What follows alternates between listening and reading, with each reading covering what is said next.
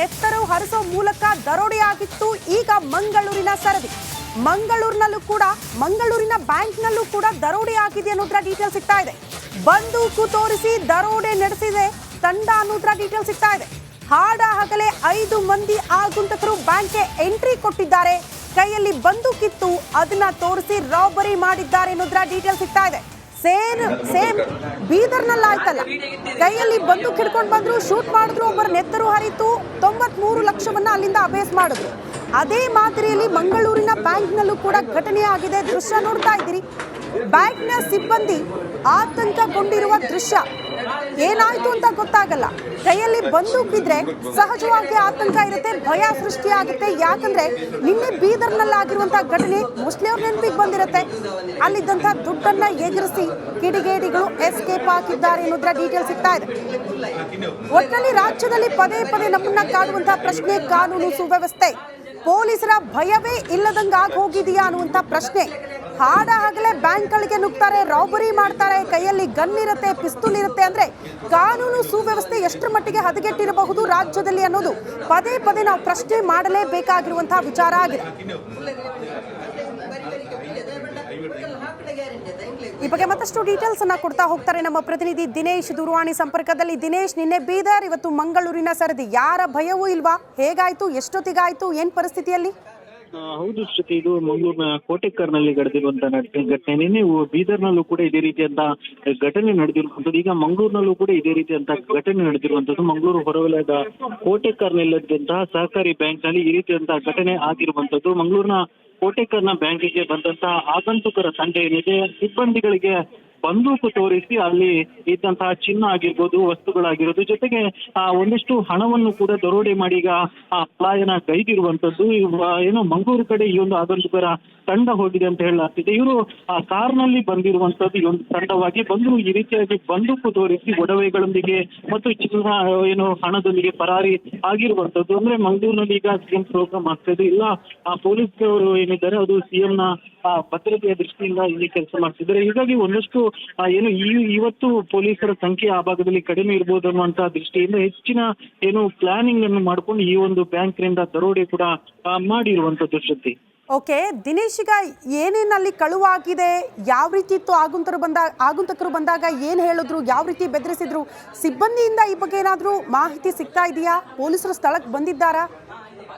ಸ್ಥಿತಿ ಈಗ ಸದ್ಯ ಉಳ್ಳಾಲ ಪೊಲೀಸರು ಸ್ಥಳಕ್ಕೆ ಭೇಟಿ ನೀಡಿ ಪರಿಶೀಲನೆಯನ್ನು ಕೂಡ ಮಾಡ್ತಾ ಇರುವಂತದ್ದು. ಅಂದ್ರೆ ಏಕಾಏಕಿ ಆಗಂತುಕರ ತಂಡ ಏನಿದೆ, ಇವರು ಕಾರ್ನಲ್ಲಿ ಬಂದು ಬ್ಯಾಂಕ್ನ ಒಳಕ್ಕೆ ನುಗ್ಗಿ ಏನು ಬಂದೂಕನ್ನು ತೋರಿಸಿ ಈ ರೀತಿಯಾದಂತಹ ಒಂದು ಕೃತ್ಯ ಗೈದಿರುವಂತದ್ದು. ಬ್ಯಾಂಕಿನ ಲಾಕರ್ನಲ್ಲಿದ್ದಂತಹ ಚಿನ್ನವನ್ನು, ಜೊತೆಗೆ ಆ ಬ್ಯಾಂಕ್ನಲ್ಲಿದ್ದಂತಹ ಒಂದಷ್ಟು ಹಣವನ್ನು ಕೂಡ ತೆಗೆದುಕೊಂಡು ಈಗಾಗಲೇ ಮಂಗಳೂರು ಕಡೆ ಏನು ಪಲಾಯನ ಗೈದಿದ್ದಾರೆ ಅಂತ ಹೇಳಲಾಗ್ತಿದೆ. ಪೊಲೀಸರು ಬಂದು ಎಲ್ಲ ಬ್ಯಾಂಕ್ನಲ್ಲೂ ಕೂಡ ಅಂದ್ರೆ ಬ್ಯಾಂಕ್ನ ಸಿಸಿಟಿವಿ ಫುಟೇಜ್ಗಳನ್ನು ಕೂಡ ಪಡೆದುಕೊಂಡು ಈಗಾಗಲೇ ತನಿಖೆ ಮಾಡಿರುವಂತದ್ದು. ಅಂದ್ರೆ ಇವರು ಕಾರ್ನಲ್ಲಿ ಬಂದ ಕಾರಣವಾಗಿ ಮಂಗಳೂರು ಭಾಗಕ್ಕೆ ಕಾರು ಹೋಗಿದೆ ಅನ್ನುವಂತ ಈಗ ಮಾಹಿತಿ ಇದೆ. ಹೀಗಾಗಿ ಮಂಗಳೂರು ಭಾಗದಲ್ಲೂ ಕೂಡ ಪೊಲೀಸರು ಏನು ಆಗಂತುಕರ ಪತ್ತೆಗಾಗಿ ಒಂದಷ್ಟು ತನಿಖೆ ಕೂಡ ಮಾಡಿರುವಂತದ್ದು. ಪೊಲೀಸರು ಈಗಾಗಲೇ ಹಲವು ಕಡೆಗಳಲ್ಲಿ ಅಂದ್ರೆ ಇವರು ಎಲ್ಲಿ ಯಾವ ಕಡೆ ತಪ್ಪಿಸಿಕೊಂಡಿರ್ಬೋದು ಅನ್ನುವಂತ ದೃಷ್ಟಿಯಿಂದ ಮಂಗಳೂರಿನ ಕೆಲವು ಕಡೆಗಳಲ್ಲೂ ಕೂಡ ಈಗಾಗಲೇ ಪೊಲೀಸರು ತನಿಖೆಯನ್ನು ಚುರುಕುಗೊಂಡಿರುವಂತದ್ದು ಶ್ರುತಿ.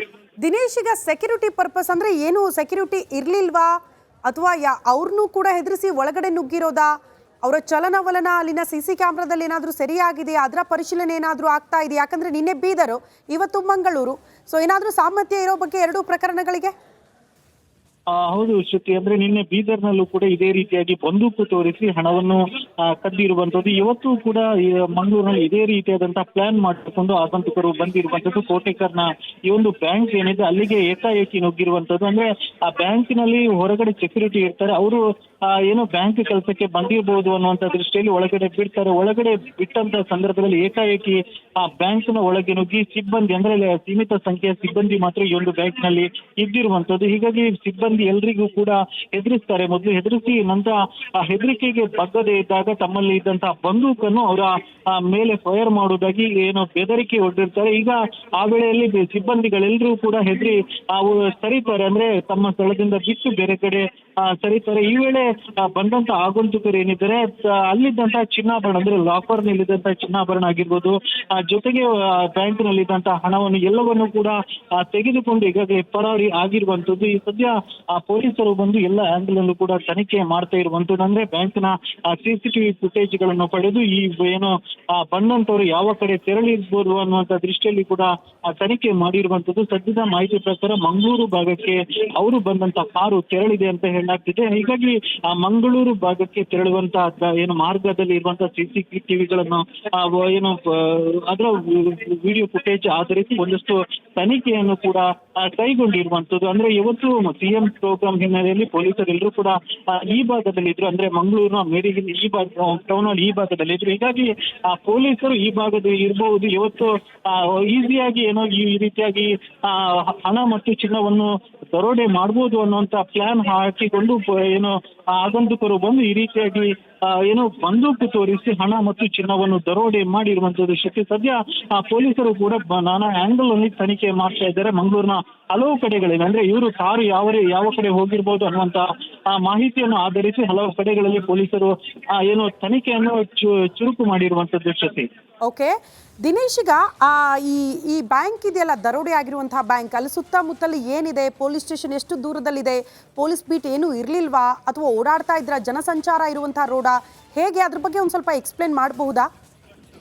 ಕೋಟೆಕಾರ ಅನ್ನುವಂಥದ್ದು ಮಂಗಳೂರು ಹೊರವಲಯದಲ್ಲಿ ಇರುವಂತಹ ಪ್ರದೇಶ. ಇಲ್ಲಿ ಹೆಚ್ಚಿನ ಜನಸಂಖ್ಯೆ ಇರೋದಿಲ್ಲ. ಆದ್ರೆ ಮಾರ್ಗದಲ್ಲಿ ಹೆಚ್ಚಿನ ವಾಹನಗಳು ಹೋಗುತ್ತೆ. ಆದ್ರೆ ಉಳ್ಳಾಲದಿಂದ ಒಂದು ಆ ಕಡೆ ಆಗಿರುವ ಕಾರಣವಾಗಿ ದೊಡ್ಡ ಮಟ್ಟದಲ್ಲಿ ಜನಸಂಖ್ಯೆ ಇರುವುದಿಲ್ಲ. ಬ್ಯಾಂಕ್ಗೆ ಮತ್ತು ಅಂಗಡಿ ಮುಂಗಟ್ಟುಗಳಿಗೆ ಬರುವಂತಹ ಜನರು ಮಾತ್ರ ಇರುತ್ತಾರೆ. ಸದ್ಯ ಮಧ್ಯಾಹ್ನದ ವೇಳೆ ಆಗುವ ಕಾರಣವಾಗಿ ಬ್ಯಾಂಕ್ನಲ್ಲೂ ಕೂಡ ಹೆಚ್ಚು ಜನ ಇರಲಿಲ್ಲ. ಸಿಬ್ಬಂದಿಗಳು ಮತ್ತು ಕೆಲವೇ ಸಂಖ್ಯೆಯ ಏನು ಅಲ್ಲಿ ಗ್ರಾಹಕರು ಇದ್ರಷ್ಟೇ. ಈ ಏಕಾಏಕಿ ಇವರು ಸೆಕ್ಯೂರಿಟಿ ಗಾರ್ಡ್ನ ಅಂದ್ರೆ ಸೆಕ್ಯೂರಿಟಿ ಗಾರ್ಡ್ ಕೂಡ ಬ್ಯಾಂಕ್ನ ಕೆಲಸಕ್ಕೆ ಬಂದಿರಬಹುದು ಅನ್ನೋ ದೃಷ್ಟಿಯಲ್ಲಿ ಏಕಾಏಕಿ ಬಿಟ್ಟಿದ್ರು. ಹೀಗಾಗಿ ಏಕಾಏಕಿ ಬ್ಯಾಂಕ್ನ ಒಳಗೆ ಬಂದು ಈ ರೀತಿಯಾಗಿ ದರೋಡೆಯ ಕೃತ್ಯವನ್ನು ಮಾಡಿರುವಂತದ್ದು. ಸದ್ಯ ಬ್ಯಾಂಕ್ನ ಸಿಬ್ಬಂದಿಯಿಂದಲೂ ಕೂಡ ಒಂದಷ್ಟು ಮಾಹಿತಿಗಳನ್ನು ಕೂಡ ಪಡೆದುಕೊಳ್ತಾ ಇರುವಂತದ್ದು ಜೊತೆ. ಓಕೆ ದಿನೇಶ್, ಧನ್ಯವಾದಗಳು ತಮ್ಮೆಲ್ಲ ಮಾಹಿತಿಗೆ.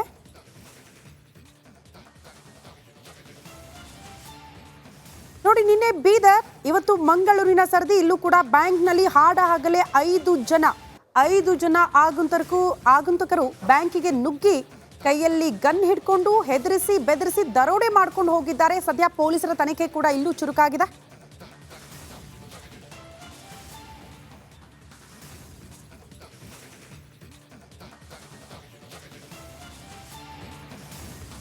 ಬೀದರ್ನಲ್ಲಿ ನಿನ್ನೆ ಹಾಡ ಹಗಲೇ ಒಬ್ಬರ ನೆತ್ತರು ಹರಿಸೋ ಮೂಲಕ ದರೋಡೆಯಾಗಿತ್ತು. ಈಗ ಮಂಗಳೂರಿನ ಸರದಿ. ಮಂಗಳೂರಿನ ಬ್ಯಾಂಕ್ನಲ್ಲೂ ಕೂಡ ದರೋಡೆ ಆಗಿದೆ ಅನ್ನೋದ್ರ ಡೀಟೇಲ್ ಸಿಗ್ತಾ ಇದೆ. ಬಂದೂಕು ತೋರಿಸಿ ದರೋಡೆ ನಡೆಸಿದೆ ತಂಡ ಅನ್ನೋದ್ರ ಡೀಟೇಲ್ ಸಿಗ್ತಾ ಇದೆ. ಹಾಡ ಹಗಲೇ 5 ಮಂದಿ ಆಗಂತುಕರು ಬ್ಯಾಂಕ್ಗೆ ಎಂಟ್ರಿ ಕೊಟ್ಟಿದ್ದಾರೆ. ಕೈಯಲ್ಲಿ ಬಂದೂಕಿತ್ತು, ಅದನ್ನ ತೋರಿಸಿ ರಾಬರಿ ಮಾಡಿದ್ದಾರೆ ಅನ್ನೋದ್ರ ಡೀಟೇಲ್ ಸಿಗ್ತಾ ಇದೆ. ಸೇಮ್ ಬೀದರ್ನಲ್ಲಿ ಆಯ್ತಲ್ಲ, ಕೈಯಲ್ಲಿ ಬಂದೂಕ್ ಹಿಡ್ಕೊಂಡು ಬಂದ್ರು, ಶೂಟ್ ಮಾಡಿದ್ರು, ಒಬ್ಬರ ನೆತ್ತರು ಹರಿತು, 93 ಲಕ್ಷವನ್ನ ಅಲ್ಲಿಂದ ಅಬೇಸ್ ಮಾಡಿದ್ರು. ಅದೇ ಮಾದರಿಯಲ್ಲಿ ಮಂಗಳೂರಿನ ಬ್ಯಾಂಕ್ನಲ್ಲೂ ಕೂಡ ಘಟನೆ ಆಗಿದೆ. ದೃಶ್ಯ ನೋಡ್ತಾ ಇದ್ದೀರಿ. ಬ್ಯಾಂಕ್ನ ಸಿಬ್ಬಂದಿ ಆತಂಕಗೊಂಡಿರುವ ದೃಶ್ಯ. ಏನಾಯ್ತು ಅಂತ ಗೊತ್ತಾಗಲ್ಲ. ಕೈಯಲ್ಲಿ ಬಂದೂಕಿದ್ರೆ ಸಹಜವಾಗಿ ಆತಂಕ ಇರುತ್ತೆ, ಭಯ ಸೃಷ್ಟಿಯಾಗುತ್ತೆ. ಯಾಕಂದ್ರೆ ನಿನ್ನೆ ಬೀದರ್ನಲ್ಲಿ ಆಗಿರುವಂತಹ ಘಟನೆ ಮೋಸ್ಟ್ಲಿ ಅವ್ರ ನೆನಪಿಗೆ ಬಂದಿರುತ್ತೆ. ಅಲ್ಲಿದ್ದಂತಹ ದುಡ್ಡನ್ನ ಎಗರಿಸಿ ಕಿಡಿಗೇಡಿಗಳು ಎಸ್ಕೇಪ್ ಆಗಿದ್ದಾರೆ ಅನ್ನೋದ್ರ ಡೀಟೇಲ್ ಸಿಗ್ತಾ ಇದೆ. ಒಟ್ಟಿನಲ್ಲಿ ರಾಜ್ಯದಲ್ಲಿ ಪದೇ ಪದೇ ನಮ್ಮನ್ನ ಕಾಡುವಂತಹ ಪ್ರಶ್ನೆ ಕಾನೂನು ಸುವ್ಯವಸ್ಥೆ. ಪೊಲೀಸರ ಭಯವೇ ಇಲ್ಲದಂಗಾಗಿ ಹೋಗಿದೆಯಾ ಅನ್ನುವಂಥ ಪ್ರಶ್ನೆ. ಹಾಡ ಹಗಲೇ ಬ್ಯಾಂಕ್ಗಳಿಗೆ ನುಗ್ತಾರೆ, ರಾಬರಿ ಮಾಡ್ತಾರೆ, ಕೈಯಲ್ಲಿ ಗನ್ ಇರುತ್ತೆ, ಪಿಸ್ತೂಲ್ ಇರುತ್ತೆ. ಅಂದ್ರೆ ಕಾನೂನು ಸುವ್ಯವಸ್ಥೆ ಎಷ್ಟರ ಮಟ್ಟಿಗೆ ಹದಗೆಟ್ಟಿರಬಹುದು ರಾಜ್ಯದಲ್ಲಿ ಅನ್ನೋದು ಪದೇ ಪದೇ ನಾವು ಪ್ರಶ್ನೆ ಮಾಡಲೇಬೇಕಾಗಿರುವಂತಹ ವಿಚಾರ ಆಗಿದೆ. ಈ ಬಗ್ಗೆ ಮತ್ತಷ್ಟು ಡೀಟೇಲ್ಸ್ ಅನ್ನ ಕೊಡ್ತಾ ಹೋಗ್ತಾರೆ ನಮ್ಮ ಪ್ರತಿನಿಧಿ ದಿನೇಶ್ ದೂರವಾಣಿ ಸಂಪರ್ಕದಲ್ಲಿ. ದಿನೇಶ್, ನಿನ್ನೆ ಬೀದರ್, ಇವತ್ತು ಮಂಗಳೂರಿನ ಸರದಿ. ಯಾರ ಭಯವೂ ಇಲ್ವಾ? ಹೇಗಾಯ್ತು, ಎಷ್ಟೊತ್ತಿಗಾಯ್ತು, ಏನ್ ಪರಿಸ್ಥಿತಿಯಲ್ಲಿ? ಹೌದು ಶ್ರುತಿ, ಇದು ಮಂಗಳೂರಿನ ಕೋಟೆಕರ್ನಲ್ಲಿ ನಡೆದಿರುವಂತಹ ಘಟನೆ. ನಿನ್ನೆ ಬೀದರ್ನಲ್ಲೂ ಕೂಡ ಇದೇ ರೀತಿಯಂತ ಘಟನೆ ನಡೆದಿರುವಂತದ್ದು. ಈಗ ಮಂಗಳೂರಿನಲ್ಲೂ ಕೂಡ ಇದೇ ರೀತಿಯಂತ ಘಟನೆ ನಡೆದಿರುವಂತದ್ದು. ಮಂಗಳೂರು ಹೊರವಲಯದ ಕೋಟೆಕರ್ನಲ್ಲಿದ್ದಂತಹ ಸಹಕಾರಿ ಬ್ಯಾಂಕ್ ನಲ್ಲಿ ಈ ರೀತಿಯಂತಹ ಘಟನೆ ಆಗಿರುವಂತದ್ದು. ಮಂಗಳೂರಿನ ಕೋಟೆಕರ್ನ ಬ್ಯಾಂಕಿಗೆ ಬಂದಂತಹ ಆಗಂತುಕರ ತಂಡ ಏನಿದೆ, ಸಿಬ್ಬಂದಿಗಳಿಗೆ ಬಂದೂಕು ತೋರಿಸಿ ಅಲ್ಲಿ ಇದ್ದಂತಹ ಚಿನ್ನ ಆಗಿರ್ಬೋದು, ವಸ್ತುಗಳಾಗಿರೋದು, ಜೊತೆಗೆ ಒಂದಿಷ್ಟು ಹಣವನ್ನು ಕೂಡ ದರೋಡೆ ಮಾಡಿ ಈಗ ಪಲಾಯನ ಗೈದಿರುವಂತದ್ದು. ಏನೋ ಮಂಗಳೂರು ಕಡೆ ಈ ಒಂದು ಆಗಂತುಕರ ತಂಡ ಹೋಗಿದೆ ಅಂತ ಹೇಳಲಾಗ್ತಿದೆ. ಇವರು ಕಾರ್ನಲ್ಲಿ ಬಂದಿರುವಂತದ್ದು, ಈ ಒಂದು ತಂಡವಾಗಿ ಬಂದು ಈ ರೀತಿಯಾಗಿ ಬಂದೂಕು ತೋರಿಸಿ ಒಡವೆಗಳೊಂದಿಗೆ ಮತ್ತು ಚಿನ್ನ ಏನು ಹಣದೊಂದಿಗೆ ಪರಾರಿ ಆಗಿರುವಂತದ್ದು. ಅಂದ್ರೆ ಮಂಗಳೂರಿನಲ್ಲಿ ಈಗ ಸಿಎಂ ಪ್ರೋಗ್ರಾಮ್ ಆಗ್ತಾ ಇದೆ. ಇಲ್ಲ ಪೊಲೀಸ್ ಅವರು ಏನಿದ್ದಾರೆ ಅದು ಸಿಎಂ ನ ಭದ್ರತೆಯ ದೃಷ್ಟಿಯಿಂದ ಇಲ್ಲಿ ಕೆಲಸ ಮಾಡ್ತಿದ್ದಾರೆ. ಹೀಗಾಗಿ ಒಂದಷ್ಟು ಏನು ಇವತ್ತು ಪೊಲೀಸರ ಸಂಖ್ಯೆ ಆ ಭಾಗದಲ್ಲಿ ಕಡಿಮೆ ಇರ್ಬೋದು ಅನ್ನುವಂತಹ ದೃಷ್ಟಿಯಿಂದ ಹೆಚ್ಚಿನ ಏನು ಪ್ಲಾನಿಂಗ್ ಅನ್ನು ಮಾಡ್ಕೊಂಡು ಈ ಒಂದು ಬ್ಯಾಂಕ್ನಿಂದ ದರೋಡೆ ಕೂಡ ಮಾಡಿರುವಂತದ್ದು. ಶ್ರುತಿ, ಓಕೆ ದಿನೇಶ್, ಈಗ ಏನೇನಲ್ಲಿ ಕಳುವಾಗಿದೆ, ಯಾವ ರೀತಿ ಇತ್ತು, ಆಗುಂತಕರು ಬಂದಾಗ ಏನು ಹೇಳಿದ್ರು, ಯಾವ ರೀತಿ ಬೆದರಿಸಿದ್ರು, ಸಿಬ್ಬಂದಿಯಿಂದ ಈ ಬಗ್ಗೆ ಏನಾದರೂ ಮಾಹಿತಿ ಸಿಗ್ತಾ ಇದೆಯಾ? ಪೊಲೀಸರು ಸ್ಥಳಕ್ಕೆ ಬಂದಿದ್ದಾರಾ? ಸ್ಥಿತಿ ಈಗ ಸದ್ಯ ಉಳ್ಳಾಲ ಪೊಲೀಸರು ಸ್ಥಳಕ್ಕೆ ಭೇಟಿ ನೀಡಿ ಪರಿಶೀಲನೆಯನ್ನು ಕೂಡ ಮಾಡ್ತಾ ಇರುವಂತದ್ದು. ಅಂದ್ರೆ ಏಕಾಏಕಿ ಆಗಂತುಕರ ತಂಡ ಏನಿದೆ ಇವರು ಕಾರ್ನಲ್ಲಿ ಬಂದು ಬ್ಯಾಂಕ್ನ ಒಳಕ್ಕೆ ನುಗ್ಗಿ ಏನೋ ಬಂದೂಕನ್ನು ತೋರಿಸಿ ಈ ರೀತಿಯಾದಂತಹ ಒಂದು